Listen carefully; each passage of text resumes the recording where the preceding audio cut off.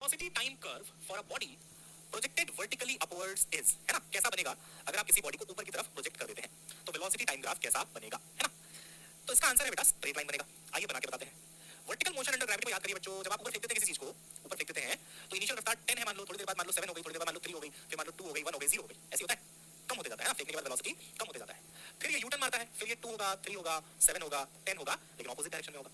तो अगर इसका बच्चों वीटी ग्राफ बनाया जाए, ये कई बार एग्जाम में आया है, ठीक है ना।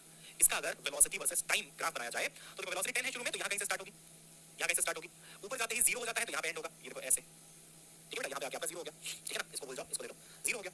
उसके बाद क्या होता है बेटा, 0 के बाद क्या होता है, 2 3 7 10, फिर बढ़ रहा है लेकिन नेगेटिव साइन के साथ, क्योंकि वेलोसिटी इज वेक्टर क्वांटिटी। तो आगे का जो ग्राफ है वो ऐसे बनेगा और यहां पे हो जाएगा आपका -10, ठीक है। ऐसे बनता है बेटा वीटी ग्राफ जब आप किसी पार्टिकल को ऊपर फेंक देते हो, ठीक है ना। तो 10 था, कम हुआ कम हुआ कम हुआ कम हुआ कम हुआ, यहां पर 0 हो गया, बढ़ता गया -10 हो गया।